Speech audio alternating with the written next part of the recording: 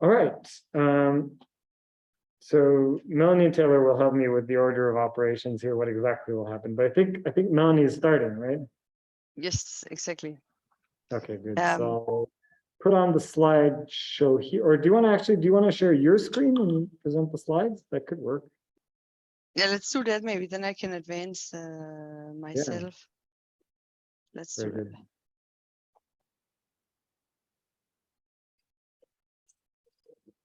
Can you just unshare yours that it lets me share? Yes. So stop sharing. Okay, then you can share. There we go. Cool. So I guess we're only a few people, so you guys should just ask us. So maybe I should ask you first, how much do you know about BIDS? Can you let us know? A few years back, I did an IEEG workshop with some of the BIDS developers in Sacramento, California, for UC Davis. And I really mostly just understand that it's a standardized data structure that helps us reproduce science. I don't know too much about just a little bit from what we've talked about the past couple of weeks. Yeah. Cool. But then I know a little bit the starting point, and I'll keep it very brief. I only have 5 slides for history, and then only slides in case we want to dig into stuff, because you want to have this rather informal. So maybe let's look a little bit. Melanie, maybe just there is a third participant in the room, and also a fourth participant on Zoom who can also tell us a little bit what they're. Yeah, please then tell us exactly. Sorry, I can't see that far. The video is so small in the room. Liberty, what's your experience with BIDS? Yeah, so I was involved in the IEEG. Oh, yes, of course, yeah. But I would love to hear more about BIDS derivatives and thinking about to have the actual structure in place, how people are dealing with standardizing the later output. Because we have a way in my lab, but then also I don't. Yeah, we'll talk about that. I'm curious what people think are best practices. Yep. And then TT, do you want to say something about your experience with BIDS or interests? Or yeah, of course. The thing is that I've heard about it a bit, like the work I work in my lab, that like the projects they involve with like making sure the bits, like the data that is getting fed into the pipeline is going to be bits compliant.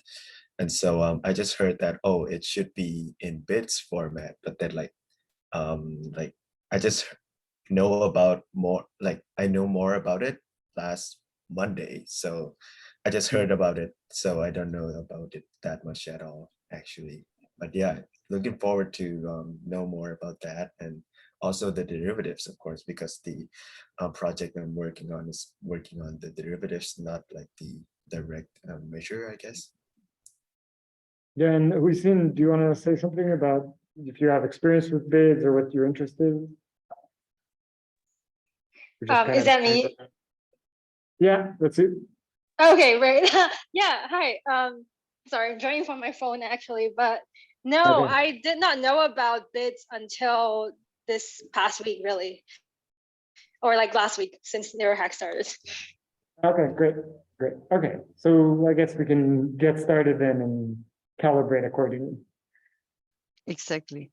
So why don't we then really go from the very, very start, let's say, and talk very shortly about what is. So BIDS in short stands for the brain imaging data structure.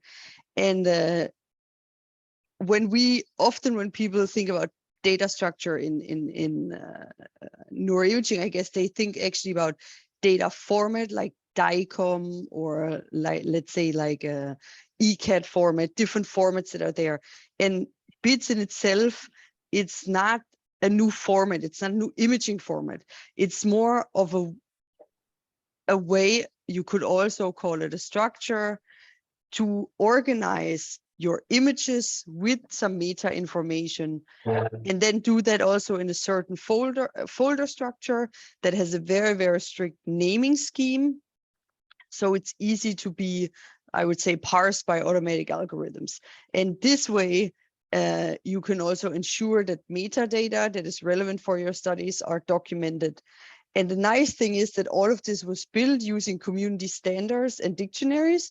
So a lot of people, for example, like Liberty in the IEG world, came together with their peers and defined, okay, if I want to redo your experiment and you would give me your data, what would I need from you and what would be necessary to document as you're sharing your data with me in order for me to reproduce your experiment. That basically is, I think, the basis. I don't know if Taylor or Ariel want to add something there. Cool. And mostly it started out with MRI and imaging data, but right now there is, for example, also behavior and cognition in there. And the starting point for everyone that doesn't know anything about BIDS, and also genetics is also now in the standard, go to bids.neuroimaging.io, and there you can find actually an online browsable version of the specification. So that basically tells you the rules that this data structure follows. But there's also a page about getting involved. So then you can see ongoing projects, and you can also see a little bit about pro and con. So benefits are listed there, what you can do with BIDS, but we can discuss this later on. And I have to say here, big shout out to my colleague Cyril, who him and a bunch of other people have uploaded the slides on the OSF file share. So there you can also find a lot of presentation of about BIDS, and I stole some of the slides from him there. And maybe one of the core things that come up again is, when people are not happy with how stuff is done, they say, okay, we have so many competing standards. No, we need to have one universal standard that covers everyone's use cases. And then you end up in a situation where you then have even more competing standards. So there's, I think, two important rules to BIDS. So the starting point was the community. So the best practices and kind of what the community was already doing, that's where we started from. And then from this, one tried to come up with a standard that covers most cases. We often discuss the 80 versus 20 rule. So it should cover most cases, but it shouldn't be so detailed that it covers every possible experiment. So sometimes you might have to compromise in order to get very, very complicated experiments into the BIDS format. And just looking quickly at the evolution of BIDS, all of this is actually relatively recent in the last 7 years, because there was a kickoff meeting at Stanford in the spring of 2015. And then the following month, they had a meeting at OHBM. Then they introduced it to the neuroinformatics community at the INCF Congress later that summer, and already had some kind of release candidate for the standard out in September. And version 1 was then published along the introductory paper soon thereafter. Initially, this covered mostly structural MRI and fMRI, but now we have all kinds of MRI, PET, EEG, MEG, IEG.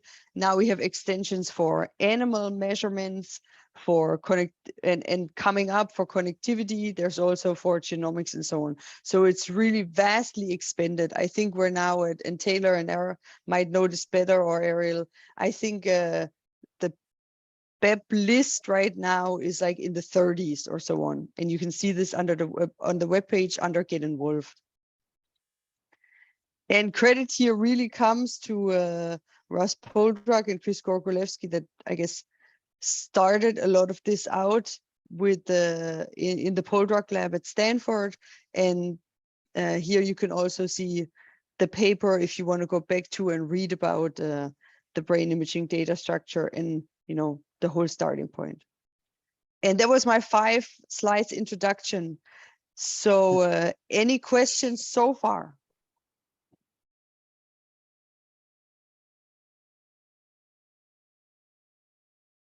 No. So then what me, Ariel, and Taylor wanted to take turns on was actually how we got involved in this and what we are using this for in our day-to-day work, let's say. So I am, together with Ariel, part of the BID steering group, but I also was the BEP lead for the PET extension. So I've been involved in kind of different roles, but Melanie, I'll what's tell a you. BEP? Oh, sorry, BEP. Yeah, that's a BIDS extension proposal. Sorry for all the abbreviation lingo. So BEP, BEP, stands for BIDS extension proposal, and it's a proposal of including something additional in the standard. And how I got involved was actually right where you are. I attended NeuroHackademy in 2017, and Chris Gorgolewski was there. At that time point, he was looking for people that knew other modalities. He said, you know, I got pricked on the shoulder to work on post-on-remission tomography. I don't know anything about PET. You seem to know something. Why don't you come and help? And that's how I got sucked into the BIDS world, simply by coming with some expertise from my lab, which is one of the biggest PET labs in Europe. I would say probably one of the biggest labs in the world focusing on the serotonin system. And we had some expertise that we could contribute to, where we could say, okay, we know a lot of PET people. We have a network in the PET community. Can we see what PET people need in order to document experiments and then also be able to share the data? So I simply got involved like this. And then from that point on, when I started, you know, reaching out in the PET community and finding collaborators, I ended up overtaking the PET extension. And now, after the BID steering group was established, I was so lucky to get involved into this and will be involved until this fall, and then step down, where we'll have BID steering group elections.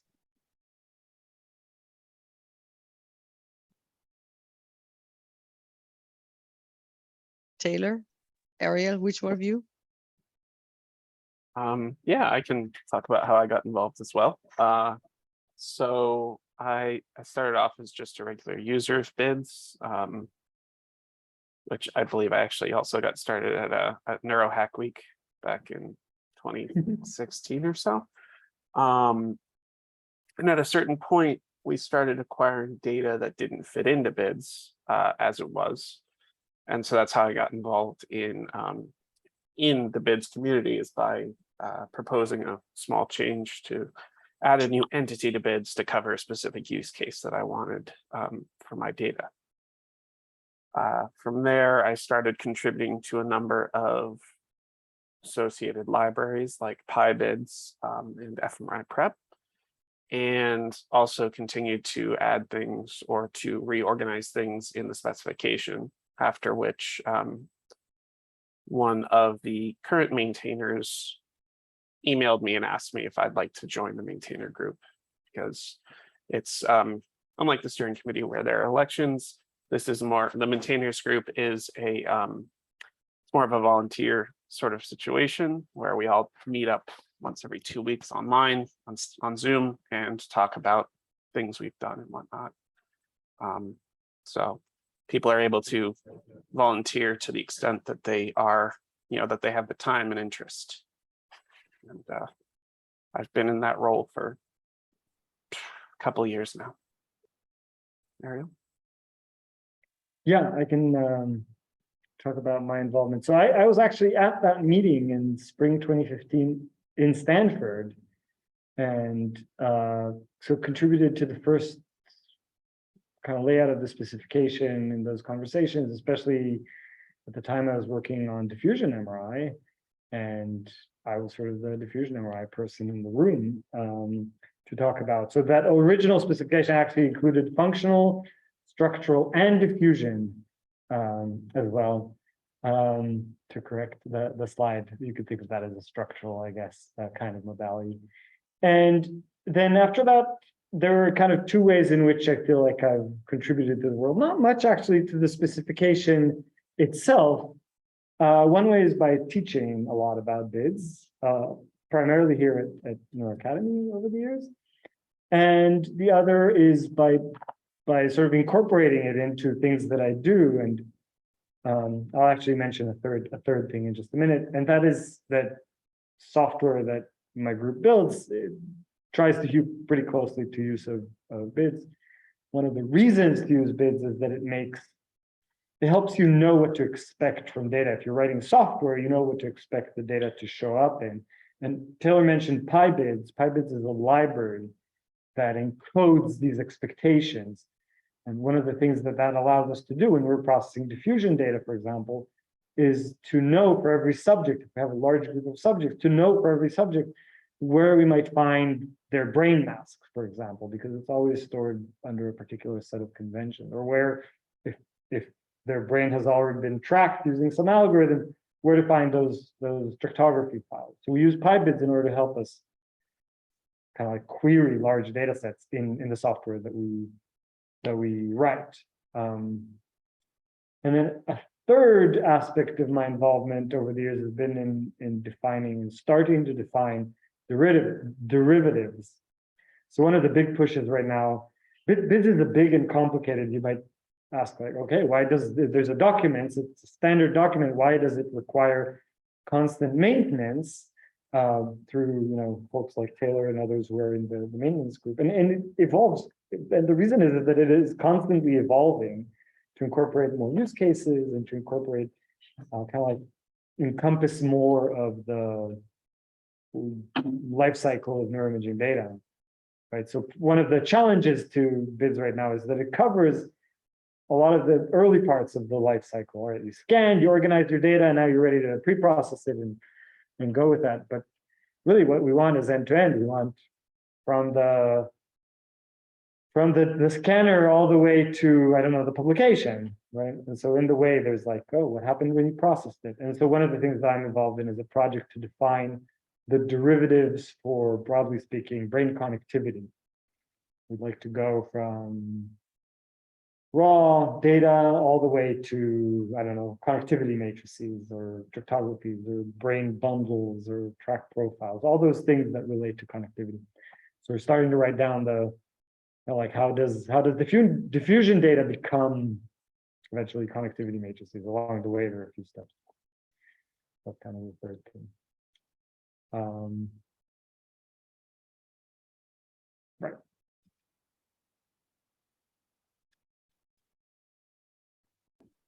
So and then only last year I joined the steering, having been involved in these kind of fairly peripheral ways over the years. I became part of this steering group. Maybe I'll say a word about governance here. Yeah, so because it's a very community-oriented project and involves large group of people, all of whom are, or most of whom are only loosely connected to the project. It also involves quite a governance challenge, right? It's not like we don't all have the same employer. We're not all in the same lab. We sometimes have interests that are non-overlapping, sometimes even conflicting, right? What we want to change now and what we want to defer changing. And so that level of large community requires some kind of governance structure. And the governance structure is actually fairly simple. There is the maintainers group that Taylor belongs to, and where participation is voluntary, as Taylor mentioned.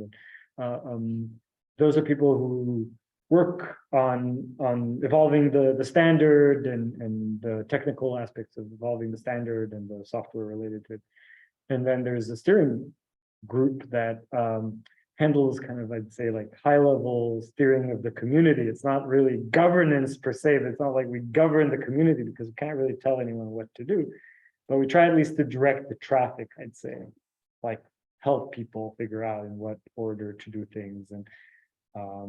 And we have maybe sort of high-level oversight over what's going on. You might have like a group of people over here interested in microscopy data and a group of people over here interested in IEG, and maybe there's like hardly any overlap between those two groups. Someone has to be able to say, well, let's wait until the microscopy people are done and incorporate their proposed changes to the standard, and then we can go back to this IEG derivatives that kind of merge that so they don't come into conflict. And if two different groups of people want to do electrophysiology, we want to be able to introduce them to each other and just make sure that they know what the other outside of it. So those kinds of things are what the steering group does, primarily, I'd say.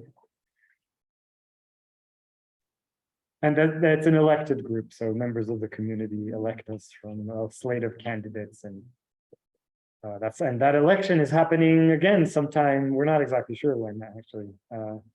There's no deadline for that to happen, but Melanie and Russ are stepping down. Is that right? Melanie Exactly. and Russ are retiring from the steering committee, and then we will have to fill their gigantic shoes. Small in my case, gigantic in Russ's case.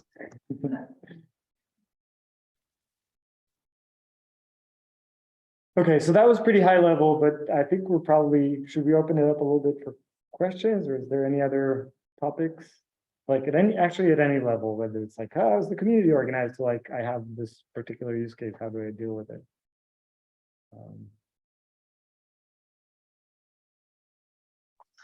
Yeah, I kind of have a question.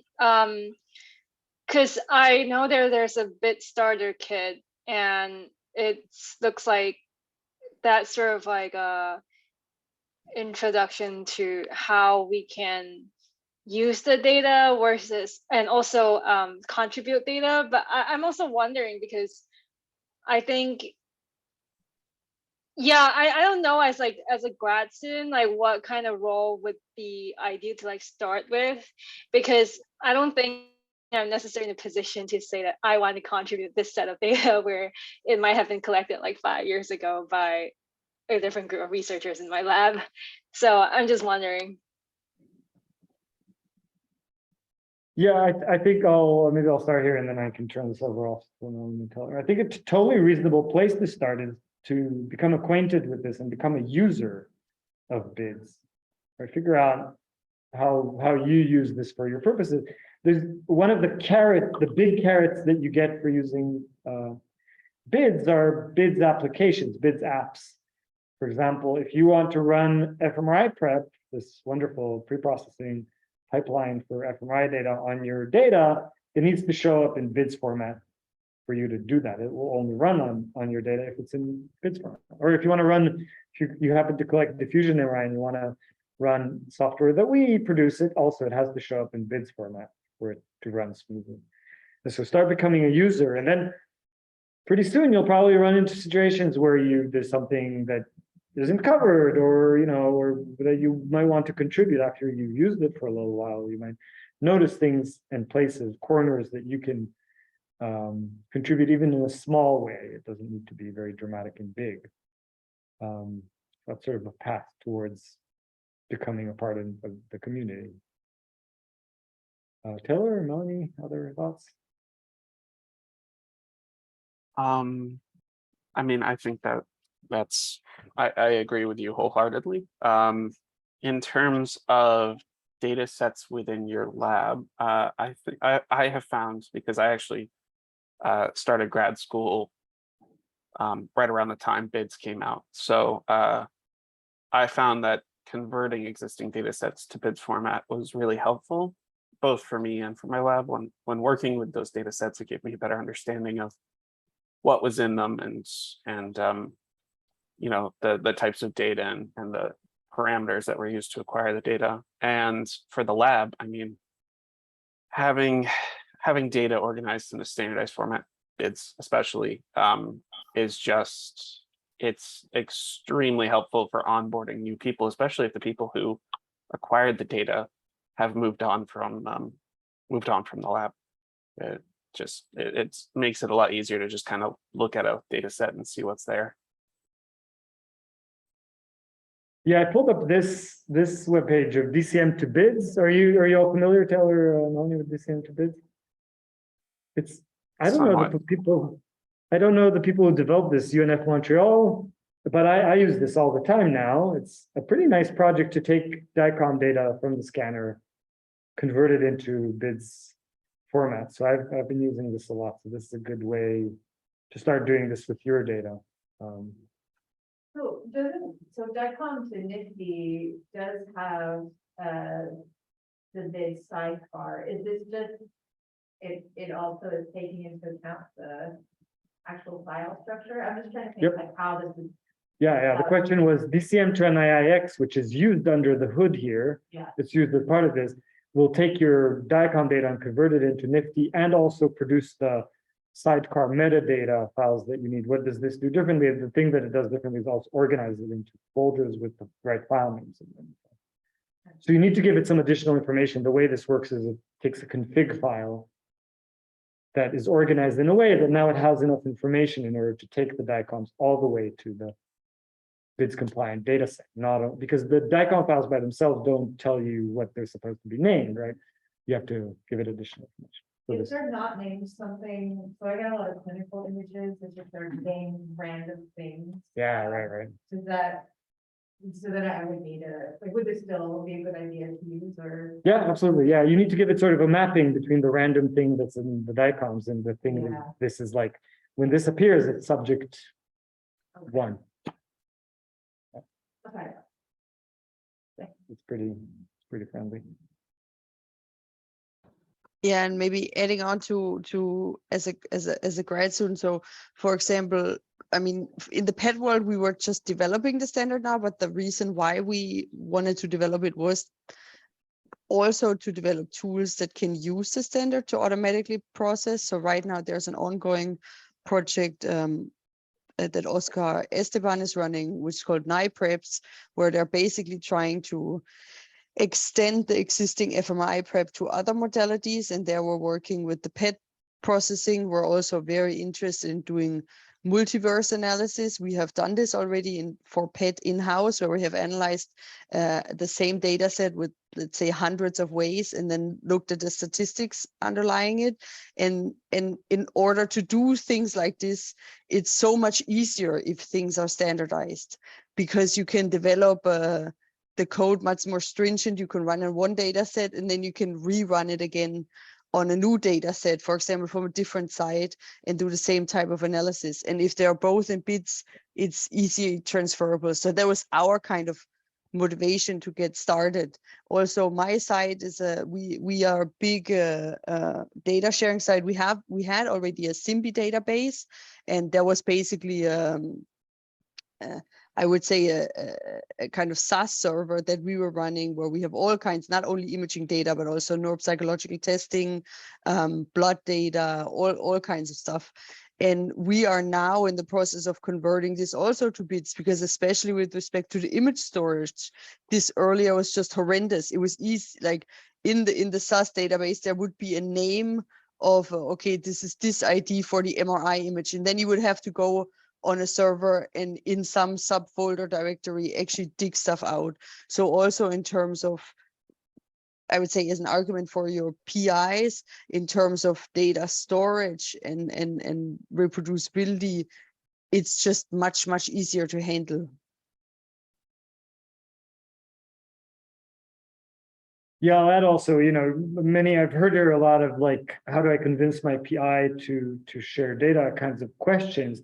So I guess I talked about the carrot. The stick side of this is that your PI might not be thinking about data sharing, but data sharing is thinking about your PI, because the NIH is going to start requiring that from NIH-funded research. It already is starting the next cycle from the BRAIN Initiative. So if your PI's lab is funded through the BRAIN Initiative, that data will have to show up on a BRAIN Initiative archive.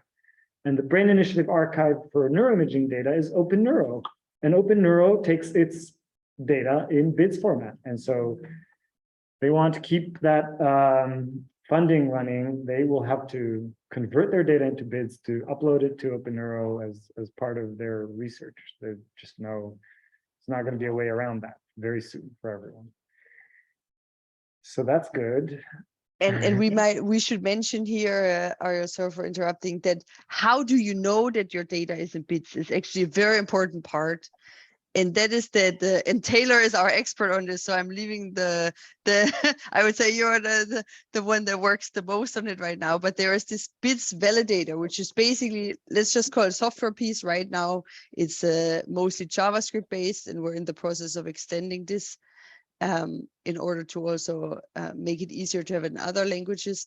But here, exactly what Ariel pulls up, it's basically a place where you read the big bid specification, the big document, you look at the examples, you convert data, and then you simply upload a file and it checks for you, is this data set actually according to the bid standard? I just did it earlier for a very complicated motion data set where the validator keeps ponging me because it doesn't like that I'm trying to add an additional tag.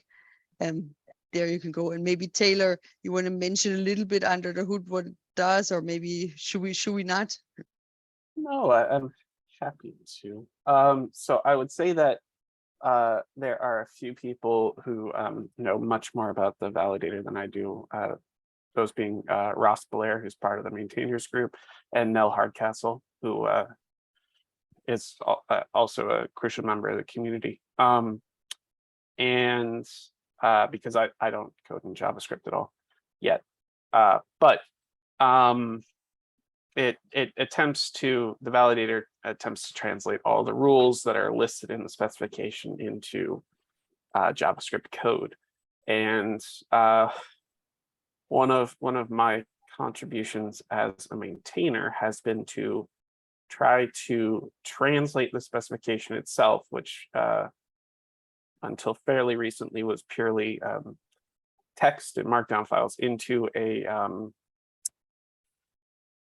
a machine readable schema, so that different tools like PyBids, like the bids validator, et cetera, can read in the schema directly from the specification and apply the rules from the specification directly, instead of trying to translate what is described in the specification into rules that it then has to implement from scratch into different languages, different packages, different whatever.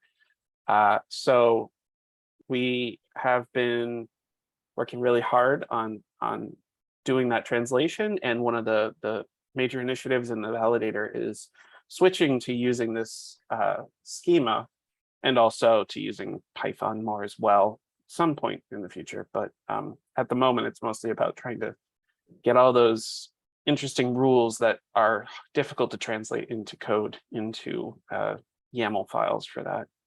And yeah, that way the validator will just be able to keep up to date with the specification, or use a specific version of the specification based on what the user wants.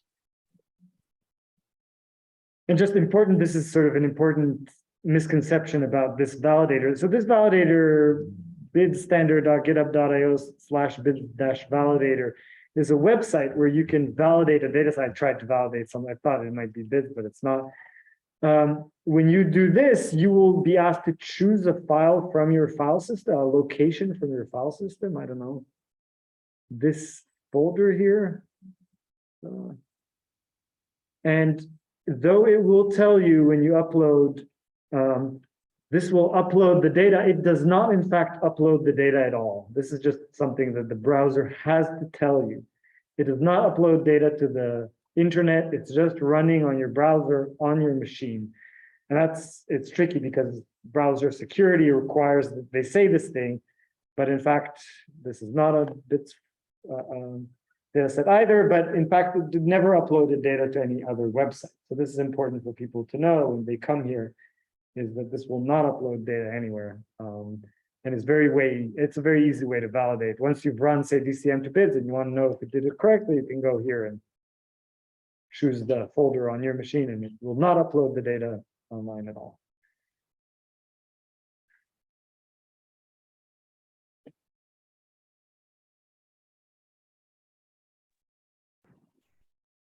Can I Yeah, ask a just- question? Yeah, Liberty, there's a question here. Yeah, so this is kind of a basic question actually, but regarding derivatives and bid apps. So, I have thought more, I guess, about the IEEG stuff, but we use FreeSurfer for a ton of our things. And I saw that FreeSurfer has a bids out recon all flag that is not implemented, but then there is a bids app for running recon all. Yeah. Is there anything that is, let's say you've already run recon all and you have your files, you don't want to run it again. But are there any conversion utilities for this purpose?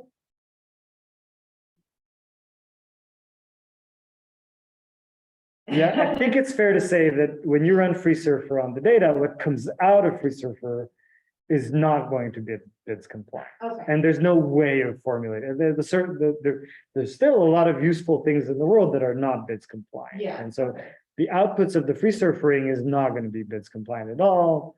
It's going to be, So you just put it in FreeSurfer. derivatives FreeSurfer? Yeah, so you put it into, yeah, you put it, usually the way things happen is if you have a BIDS data set and you run something on it, it goes into a special folder called the derivatives folder that has then FreeSurfer, for example, and you can tell on validation, you can tell the validator, yeah, there's going to be this folder for these other files, please ignore those. I see. Because I thought there's also a spec that was for structural preprocessing derivatives, so I wasn't sure whether that was the same thing or. It's okay if not, it actually makes my life easier if I just copy it. To Yeah. But I just. In the short term, it makes your life easier. Yeah. So there is a BIDS extension proposal for structural derivatives that would cover a lot of, if not all of the derivatives generated by FreeSurfer. That one, I believe, is led by Chris Markevich, who's a maintainer as well. And I don't know that there's been a lot of movement on it in the past year or so, but there's an open pull request on the specification repository, the GitHub repository for it. fMRI Prep currently, its solution is to put the FreeSurfer derivatives in a special folder called source data, which basically marks any contents as non-BIDS compliant, but shared within the data set.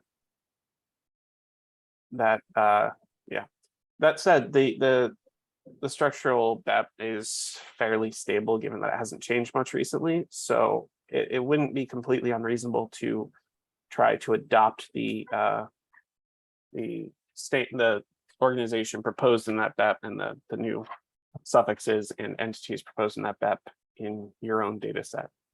You would need to write something to convert the FreeSurfer outputs though.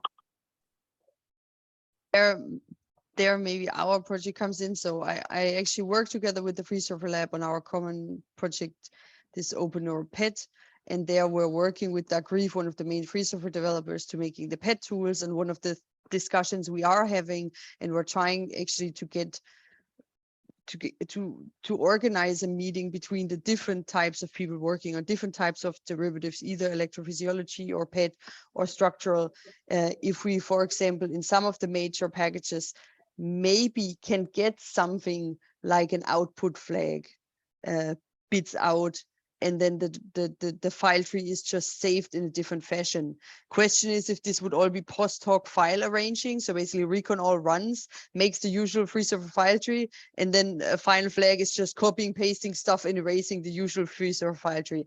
I don't know what they would want to do. But I think it's quite interesting at this point, and it's a big discussion that's going on in the community. What is the idea of the derivatives? Is it to prepare data in a certain way so I can then further process it, and hence I need a very specified way things are saved because I want to additionally process it afterwards? Or is it just, okay, I'm running FreeSurfer, I'm dumping my FreeSurfer SPM folder in there, and then when I want to additionally process, I build my apps on the existing software library structures that we know. I mean, if I need a segmentation for my PET image from the structural MRI, I know where to pull it out of the FreeSurfer file tree if I know the tool. But again, that's only because I know FreeSurfer. Yeah, that makes sense.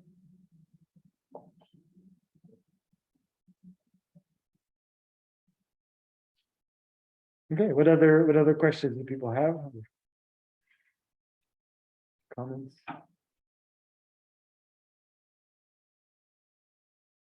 Okay, so maybe we can break here, do a little transition to Liberty, who will start in a few minutes her portion of this breakout. I'll just stay here on Zoom and relinquish my control of the screen here, but then continue recording here. And then Liberty, you will need to join the Zoom room and share your screen. Okay. I'll leave this power plug here for you. And since it's already 1:15 a.m., I will drop off Liberty, but I will look at it later if the recording is uploaded. Thanks, Melanie. Yeah, thank you. Thanks, Taylor. Take care.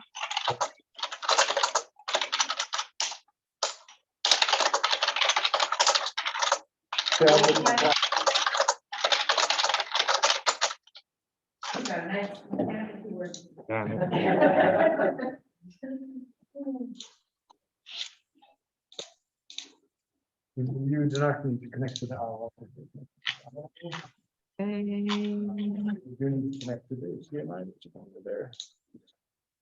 Oh.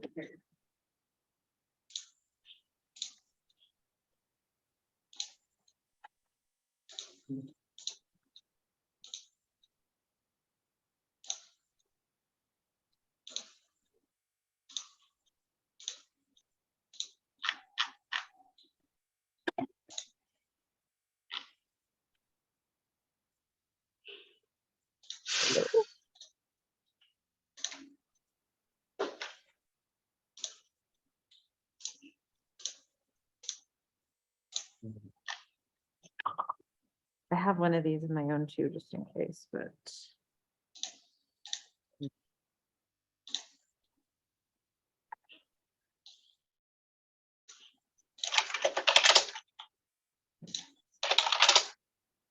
Here,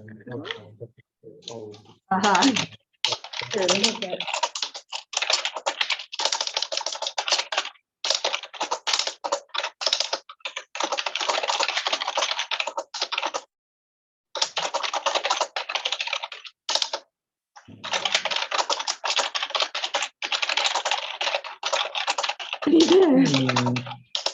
Here, I'll just bring mine and see if it makes a Okay, difference. the other two.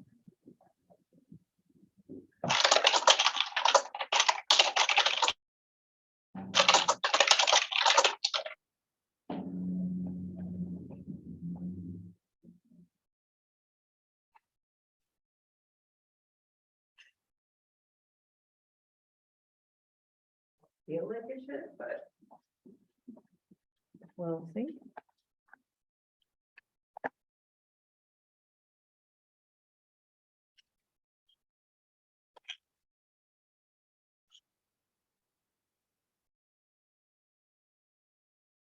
No. Huh.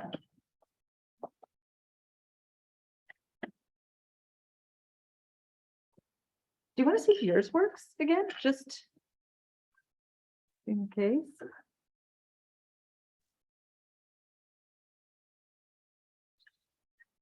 I'm just curious if it's my computer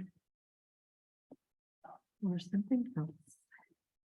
Yeah, mine is responding and subsequently appearing. Oh, It's annoying. well.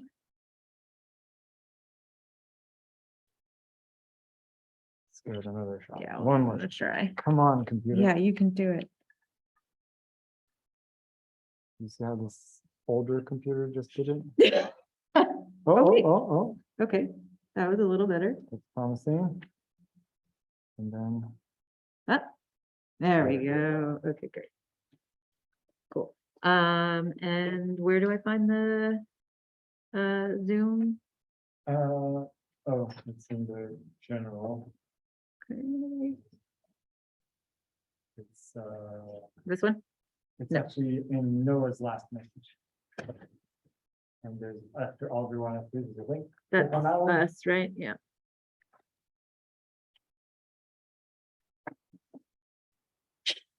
Oh, we're good on time. Then. Very I think it took a little- Yeah. Okay. So just silence that. Sorry about that. I think you can share the screen there. Hello. Okay. I'll just share my whole screen. Why not? That'll be easier. Okay. Can you all see everything okay? Yep. Oh, wow. You know what? I'm going to turn off the double video. There we go. It's a little weird. All right. So basically, this is a talk that I've given before at a different meeting as well, but It's kind of an overview of how I use receptive fields encoding models in my own work, but feel free to interrupt me with any questions, or if you have any specific questions about implementation, we can talk about that as well. This isn't a tutorial, but I can point you to some resources as well. So basically, my lab studies how we understand speech. Some of you already saw me give a little spiel about this early on. But one of the things that we're very interested in doing is being able to look at continuous natural speech as it's occurring in the real world. And so I think actually several of the data sets that some of the folks here I'm working with, and you all are looking at some movie watching data, things like that. But all of those are using continuous stimuli. And so your typical block design or analyses that might work for those types of stimuli are not going to be as effective. So for me, when I'm thinking about models of speech perception, we look at a lot of different levels from kind of low to high, starting from the acoustic waveform and then going through several different steps. I think this can also apply to other non-auditory modalities. So if you're interested in vision, you could also think about things like orientation tuning as a lower level, or center surround receptive fields as the lowest level, and then things like object recognition as a higher level process. And all of these things you could look at using natural stimuli, and like the natural scenes data set as well would be another good use case of this type of analysis. So I want to, did I show the Google Spectrogram before in my previous talk? I don't think I did. Okay, so let me just show you guys this. Oh, I can't see. Okay, Google Spectrogram. So if you Google the Google Spectrogram, this is a kind of cool real-time tool for looking at the decomposition of frequencies in sounds. And so this is actually taking my microphone's speech and then turning this into a time frequency decomposition in real time. I like to show this because especially for things where we're looking at spectrotemporal information in sound, you can create a spectrotemporal receptive field that describes which of these frequencies are most likely to activate a certain brain area. And so here you see I'm talking, and if you're used to looking at spectrograms, maybe some of it looks familiar, but also if I make specific sounds like an S sound, you see that that looks very different from like, ah, right? So you can see the harmonics of my voice as those stacks in this frequency space. If I did something like whistling, which is a little hard with a mask, but I will try. Pretty difficult, actually. So that works okay. It's more of a pure tone. And we also have each of these as like example sounds that you could see sort of what they sound like. So like a flute, which I guess it's not going to play. I think if I unmute this, will we get horrible feedback? Maybe not. Probably. Okay, so I'm not going to show this, but basically like for the flute, this is playing a scale, and you can play around with different sounds, and it gives you a sort of idea of what a spectrogram is and what these different frequencies of sounds look like. I think this is a super awesome tool. Actually, Google has made a bunch of different little sound demos, so super fun if you ever have your own teaching session where you're trying to teach someone about, you know, what these things are. So highly recommend. So let me go back here. So a couple of things about this spectrogram are that it is this continuous non-random signal, but it's also structured. So in a lot of cases, the things that we have to deal with when we're thinking about natural stimuli are the fact that they are correlated in time. And so you have, when I'm speaking, I don't make just random sounds with my mouth. They are actually evolving in time, sort of slowly. And so even like these stacks that make up vowels, it's not like if it was just random, it would sound like white noise. But that is not what speech is. And so that's something that we can deal with when we use these kind of encoding models that I'm going to talk about. So, okay, I think I'm going to skip a few slides and go to just this idea of what these things are called. So if you would like to extend your analysis from something simple like syllables or drifting gratings, and you want to use continuous stimuli, you might consider using encoding models. And you might come across papers that use a lot of different terms to refer to this same thing.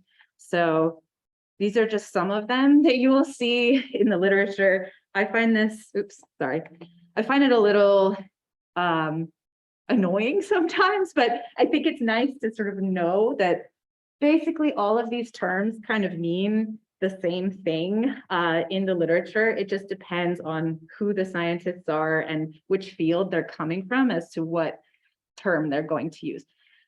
They all mean the same thing. And so in the sort of vision world, you might hear spatiotemporal receptive field or STRF or STRF. You could also hear that for auditory, but usually it's a spectrotemporal receptive field or phoneme temporal receptive field, but they're all kind of the same framework. And you can answer a lot of different questions with these. So whether you want to know how the brain represents the pitch of somebody's voice, if phonemes are processed separately from pitch, or what stimulus features does brain area X care about? So let's say you have a lot of brain recordings and you want to know, does some of these areas care about phonetic information? Do some of them care about pitch? Do some of them care about semantics or social categories or whatever you want? I mean, I'm thinking about a lot of the projects that people have talked about here. And then even things like looking at how attention affects the way the brain responds to particular stimuli is also something you could do with this framework.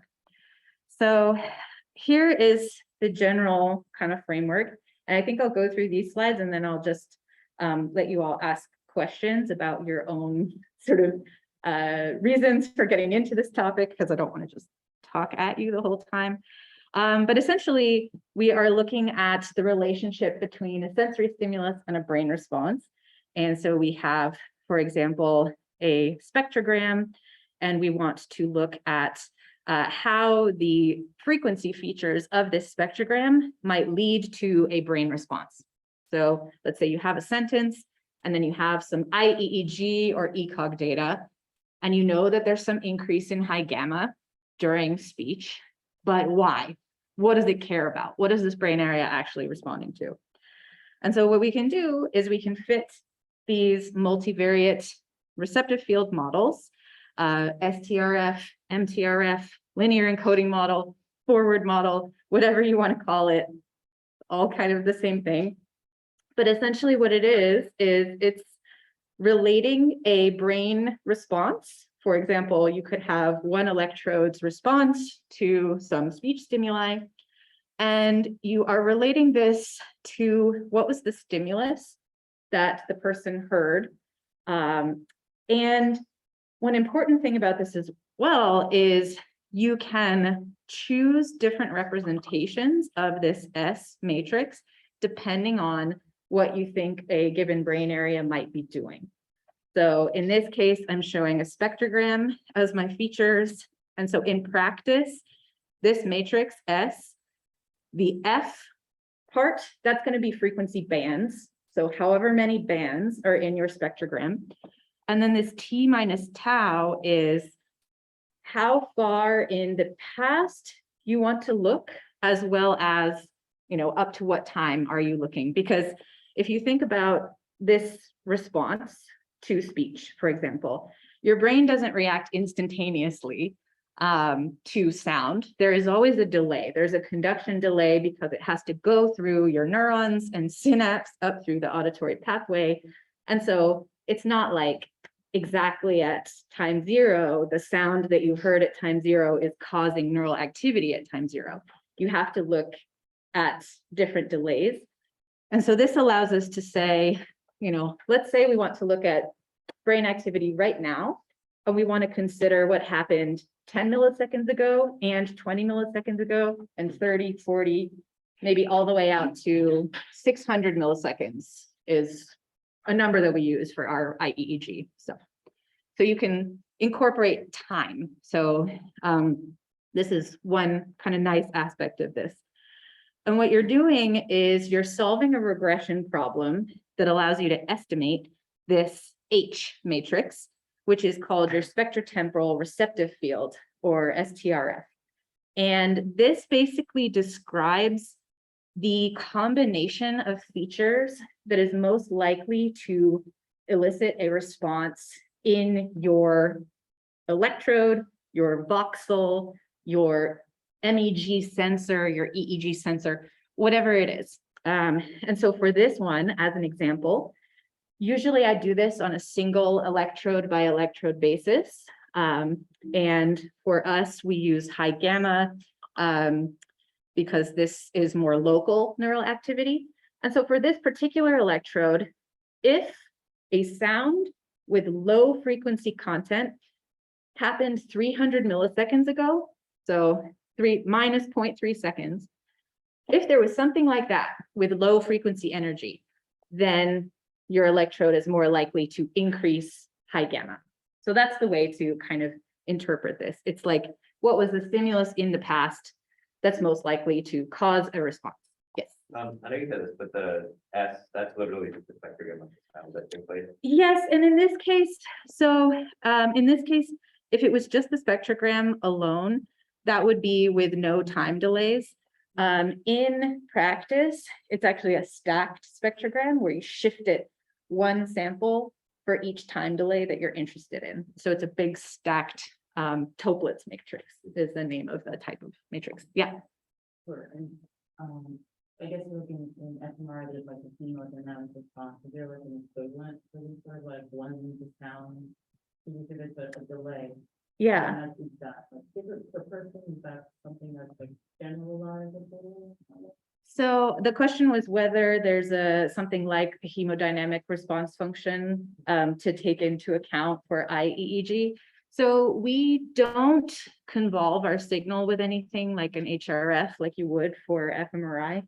But typically I try to choose a time delay window that's wide enough that it's going to encompass all of the brain areas that I'm interested in. That's an experimental question, actually. So for me, with the low level speech areas on the primary auditory cortex and on parts of the STG, those I can go out to 600 milliseconds, and that encompasses pretty much all I need. I think if you are interested in longer time courses of narratives and semantic information, you might have to go further out.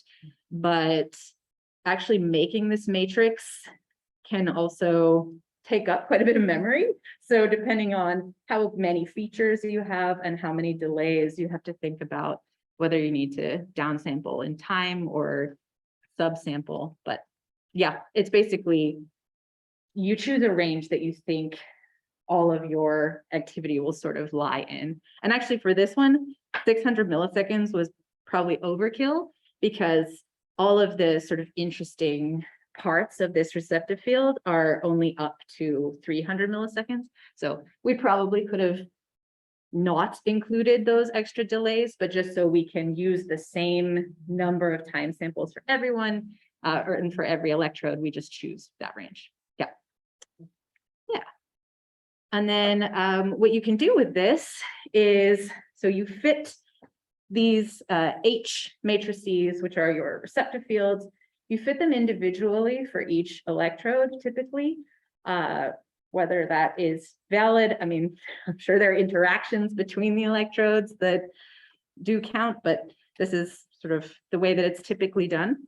But then to test how well that actually works, we want to see if that will generalize to new data. And so what we can do is then we will take a new data set and thus a new spectrogram. And we'll just perform this multiplication and summation with our receptive field that we just fit and our new held out data. And then we get a prediction, which looks like this sort of smoother dark green curve. And so this would be for a bunch of sentences that were not used to estimate this receptive field.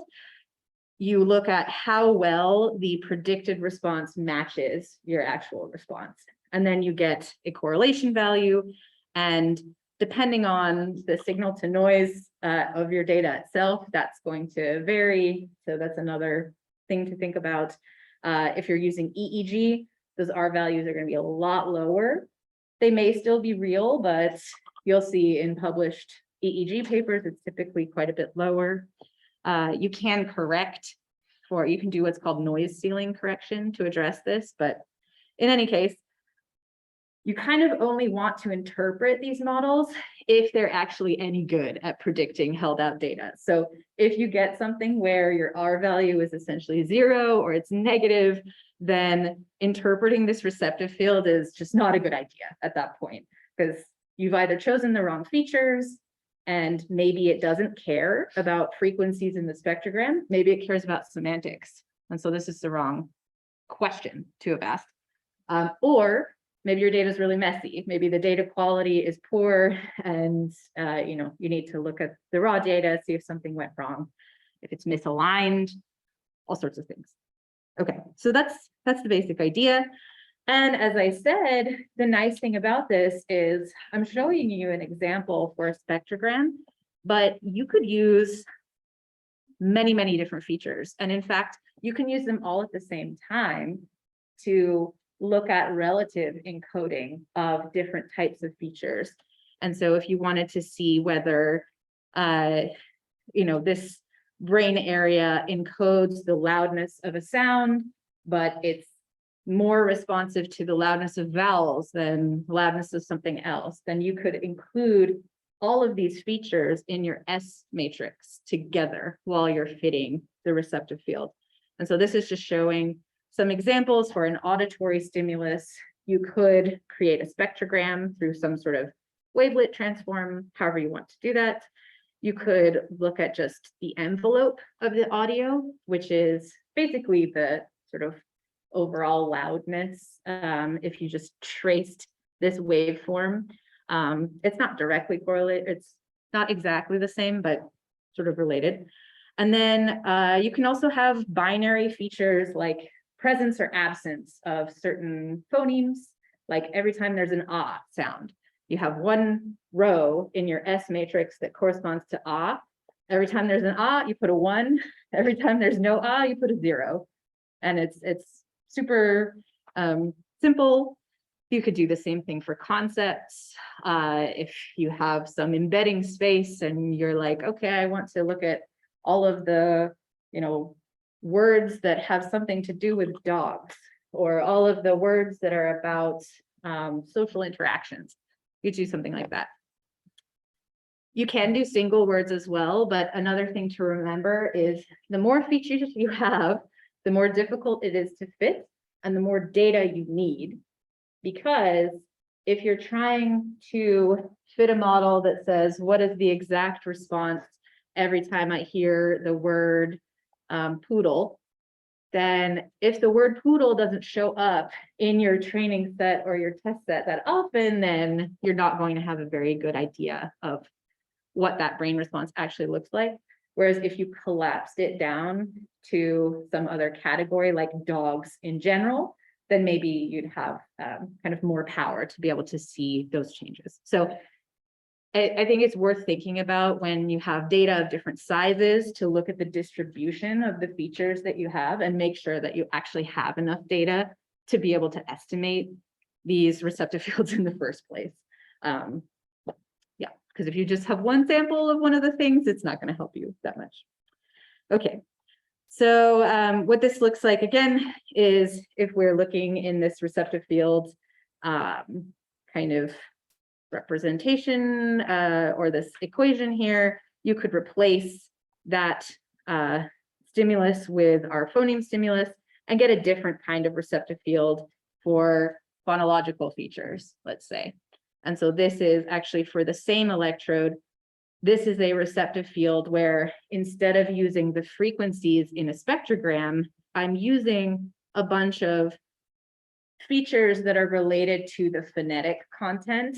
And actually these ones where it's high on those weights are for vowel-like sounds. And that actually makes sense. So if you think about when we had the Google Spectrogram up and I was saying ah and things like that, you saw a lot more low frequency bands versus when I said an S sound, that was all kind of at the top.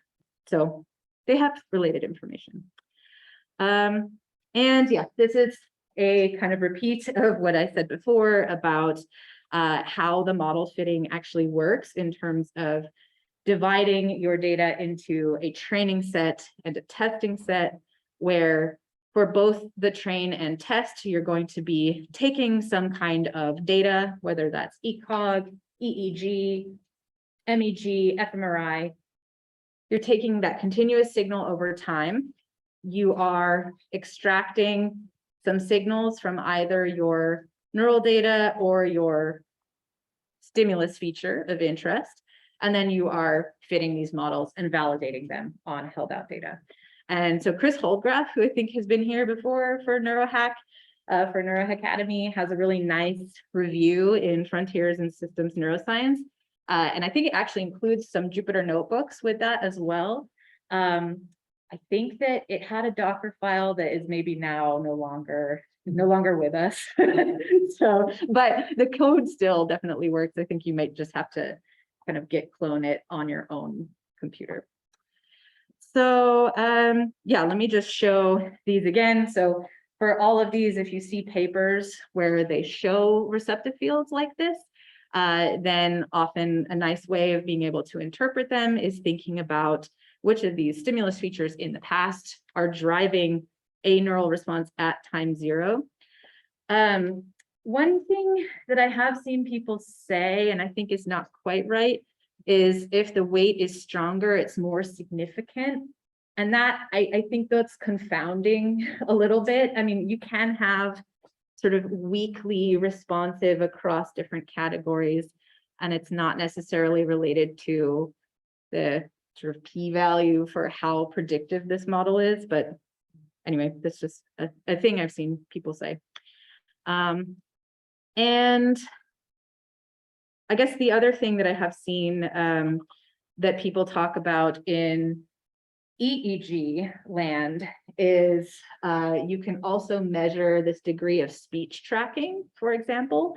And so that refers to, if we went back to this setup and you're just using the envelope of a stimulus, one thing that people have seen is that if you have 2 talkers speaking at the same time, and you're trying to pay attention to one of them, your brain activity is, at least in the STG, and also as measured with EEG, which is interesting because it's very broad, it is going to track the envelope of the person that you're trying to pay attention to more than the one that you're trying to ignore. And so this has been shown by, so James O'Sullivan, who was working with Ed Layler and Nima Mesgarani and a number of others who are working on these for engineering purposes, where one of the applications could be actually a hearing aid that helps you in noisy situations by actually allowing you to only turn up the sound of something you're trying to pay attention to, which is pretty cool, right? So if you're in a noisy restaurant, or like if all of us are hacking in different rooms and there's 2 groups trying to have a conversation at the same time, you could just have something that would lock on to the specific voice that you want to turn up and turn that up only based on EEG activity. And so this paper is really cool. It's about that. This is not the receptive field itself, but this is actually a normalized correlation for a person who's switching their attention back and forth between several different talkers. And so you can see that while they're trying to attend to the blue talker, this correlation with the blue talker's envelope is very high. Then they switch to the red talker, and then red is high. And you can kind of see it works pretty well, this switching. There is a little bit of a lag, but still, I think a very cool application. So I think this is some of the other stuff I wanted to say is this is very broad. I know that what I'm talking about is specific to my own work, but this type of framework has been used with songbird single unit recordings. It's been used in ferrets to look at actually changes in the receptive field while the ferrets are trying to do a tone detection task. You can actually see this is the same neuron or multi-unit, and depending on if they're doing a behavior, it actually switches its frequency tuning. It's also been used in human EEG to look at people with different types of primary progressive aphasia. So being able to look at, so these are folks who have a neurodegenerative disorder where they start losing the ability to either understand speech or to speak fluently. And they actually see differences in speech tracking using this same method. And then I have a lot of work on this using intracranial recording. So I think that's my spiel. I have more slides than this, but I feel like I'm happy to just open it up to any questions that you all have about this method or anything like that. Yes. You said you're running this analysis, electrifying electrode. Yes. Can you first select electrode to show some liquid responses? So that's a good question. So the question was, do I pre-select electrodes that I fit models for?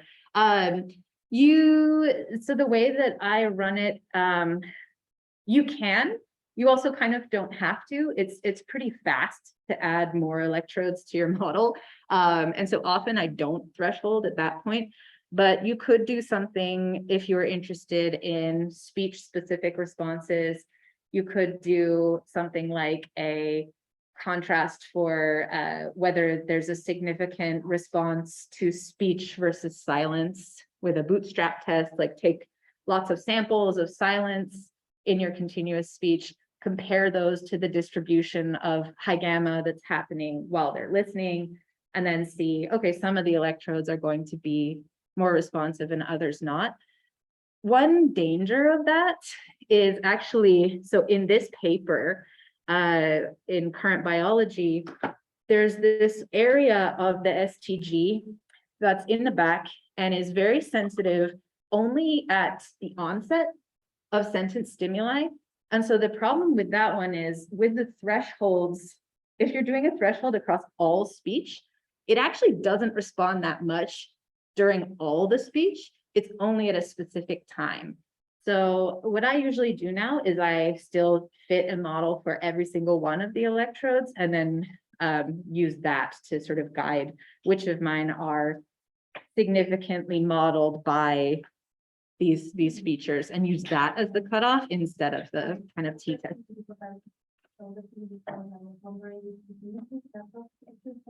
Yes. Yes. Yes, you can absolutely use this to identify, and that's what I actually do. Yep. So I've tried it both ways. I think this is more sensitive, like I said, because it can find those electrodes where maybe they don't respond all the time. So on average, you would think they're not that active, but they're very temporally precise and they're always, active at the same kind of time. Yeah.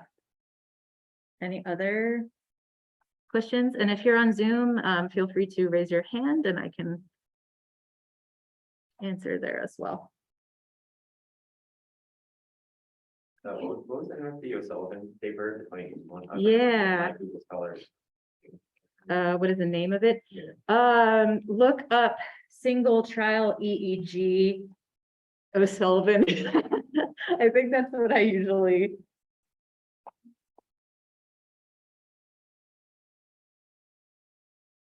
It was in 2019, but it's not really. Oh. Maybe I'm attentional selection. Maybe I have the wrong year. Oh my goodness. Comparison of two talker attention encoding EEG with nonlinear neural networks. also a different journal. He has several of them. So there's a few. Read all of Yeah, exactly. them. Okay, so there's this one comparison of, so maybe I conflated. Uh-oh. No. Okay, no, he has hierarchical encoding of attended auditory objects in multi-talker speech perception. That was the one with the most sites. Yeah, let's see. Yeah, I mean, this one is a really good one too, and this is related. And I think they did a lot of follow-ups in both EEG and IEEG on this problem. And actually, speaking of industry versus academia, I know that Mick Cross, who's not on this paper, but is in this group, also now works for a startup that Ed Layler started.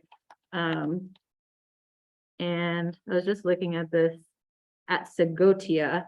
And so this startup is actually trying to use this idea to sort of create products to enhance auditory attention. I don't know whether they're hiring or anything like that, because it seems like most of the team right now is kind of folks from Layler's lab. So it seems like it's still pretty small, but still, it's a very cool application. So I like this idea. And it also addresses a really common complaint of people who do wear hearing aids, which is that often they don't work in noisy environments because they just make everything louder. They don't help you pay attention to what you want to attend. And often older folks, that's like one of the main things they complain about is, you know, I can hear, but I can't understand when it's really noisy and it's, you know, in a crowded room, something like that. Yeah, did you have another question? Everyone has different voice, I guess different spectrogram. Yes. How does the brain still understanding? Yeah. If I say apple and you say apple, by spectrogram, I don't know if there's any commonality between these two voices. That's what the brain uses to express information or. Yeah, so it's funny because I was just going to see if I have this in this talk, and I don't, but I have it in another talk that I recently gave. So the main answer is, so if we have two different people saying the same words, then there is some area of the brain that cares about the spectrotemporal, like the spectrogram of the sound, what were the actual frequencies in that sound, and those are the kind of lower level brain areas. And so places like primary auditory cortex care about that. I guess this kind of shows this. So here, the red electrodes are responsive to the absolute pitch of a person's voice. But then there are also features like like I said, if two people say exactly the same sentence, but maybe their voices don't overlap at all. Their pitch does not overlap at all. You have like Morgan Freeman and you have someone with a very high pitched voice. I can't think of, I don't know, Marilyn Monroe has a high voice. I can't think of anybody more current. So if you all think of good pop culture references for me, I'm happy for that. But anyway, there are areas that don't care about that and are actually more phonetically selective. And so that's, if you look more at the lateral superior temporal gyrus, those areas are going to respond to an ah or an ah or an ah, regardless of the pitch. And it actually lumps everything together. So this is this idea of sort of invariant responses to phonetic information that we think is some kind of transformation that's happening at the level of sort of the lateral portion of STG. So kind of like how eventually in vision as well, we can take oriented lines and we can turn them into different objects and we can recognize them as, you know, the same thing, but maybe it's at a different angle. So yeah, so that's something that happens at the level of STG is what I would say.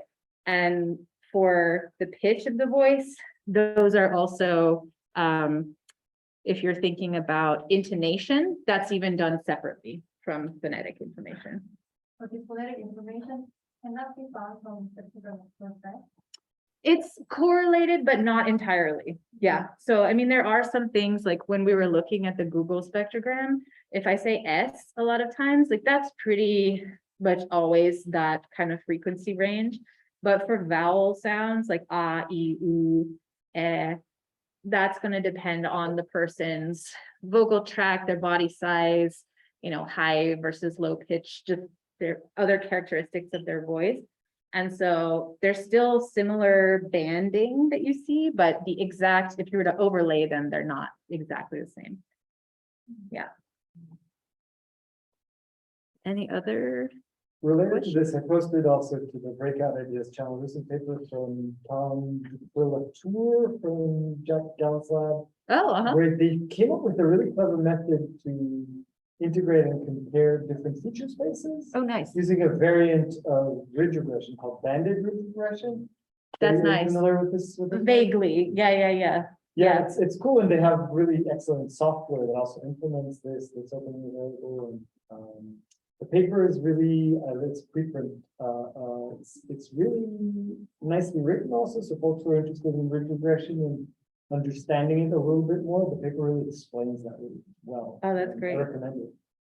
Awesome. Yeah, that is another thing where, so banded ridge regression can help you if you're trying to stack a lot of different features that you want to have some sort of internal structure within themselves. But I don't know, it helps you a bit with normalization of the different features is sort of my understanding, but Yeah, they come up with ways of sort of parsing out how much variance to assign to each one of these different feature spaces. yes, yeah, exactly. I mean, for us, what we do is we will fit sort of models that have all of the features, and then we'll subtract one set of features. And then you can compute the variance explained by the full model that incorporates everything, and then subtract what is the variance when I leave out a certain feature set. And if you leave that feature set out and it was very important, then your percent variance is going to go down a lot. And that allows you to compute the unique variance, which I think Zoom can see, but you all in here cannot. So these are some sort of model R squared and then unique R squared for particular types of features. Yeah. And then in terms of, yeah, I didn't know about the paper from Jack Allen's lab, so that's great. I know that there are a few places that have made toolboxes for these types of analyses. There's a MATLAB toolbox called the MTRF toolbox that Layler's group has made. And then I think Christian Broadbeck made one called Eel Brain. Eel like the, are they fish? like the animal, EEL. And so those are the ones that I kind of know about. Yeah, but I would say it's a really powerful kind of way, and it's also pretty simple. I mean, people also nowadays are using encoding models where the features are much more complicated. Oh, sorry. And so you could use, instead of phonological features in this thing, you could have it be outputs from a neural network or something like that. Like, sky's the limit. I mean, maybe your memory is the limit, but this kind of computer you have access to is the limit for what you can do. Yeah. So I think that's it. Thank you. Alrighty. Any other questions? Okay, great. All Well, right. thanks, everybody. See y'all tomorrow. Bye.